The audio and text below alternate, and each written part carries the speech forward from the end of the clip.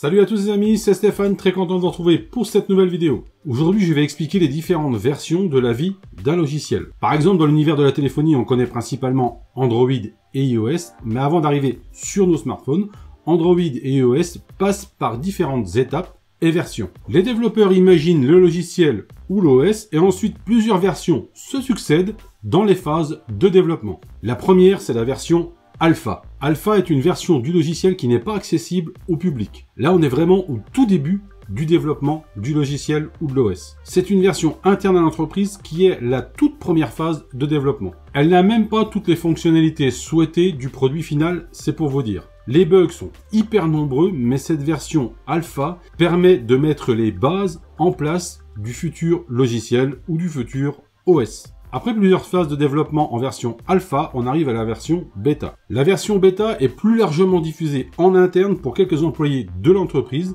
mais aussi pour les développeurs d'applications qui va leur permettre d'adapter leurs applications à la future version de l'OS. Cette version va permettre de remonter les bugs encore nombreux et permettre également aux utilisateurs de suggérer des améliorations. Les versions sont renommées à chaque correction de bug ou de modification. Si par exemple la première version s'appelait Beta 1.0, la deuxième s'appellera Beta 1.1, la troisième 1.2 et ainsi de suite pour arriver à la version Beta publique. La version Beta publique donc est comme son nom l'indique diffusée au public qui souhaite participer à l'amélioration du logiciel. Attention, cette version contient encore des bugs comme par exemple une autonomie de la batterie réduite, mais elle peut être vraiment très réduite, des applications qui ne se mettent pas à jour, ou encore par exemple des interruptions pures et simples des services de votre opérateur de téléphonie. Alors c'est vrai que les versions publiques sont de mieux en mieux, plus en plus stables, mais il y a toujours des risques. Pour toutes ces raisons, il vaut mieux installer la bêta publique sur un appareil compatible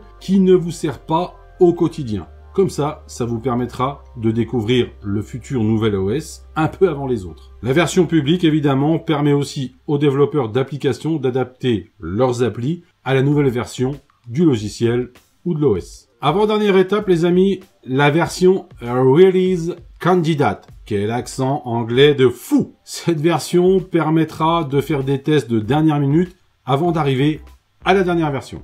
Mais il y a très peu de temps entre cette version Release Candidate et la dernière version. Et cette dernière version, les amis, est la version finale, ou aussi appelée Golden Master, qui est diffusée à tout le monde. Cette dernière version ne contient plus de bugs, ou presque. Il y aura toujours par la suite des petites mises à jour pour corriger les petits bugs qui traînent par ici et par là. Voilà les amis pour ces explications des différentes versions de la vie d'un logiciel, de la toute première version jusqu'à la dernière version que l'on va utiliser tous les jours. Dites-moi dans les commentaires si vous avez déjà participé à des bêtas publiques ou si vous souhaiteriez le faire. N'oubliez pas d'activer cette petite cloche pour être notifié lorsqu'une vidéo est mise en ligne sur la chaîne YouTube.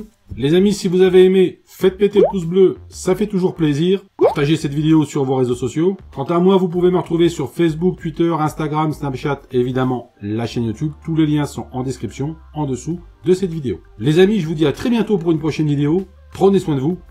Salut!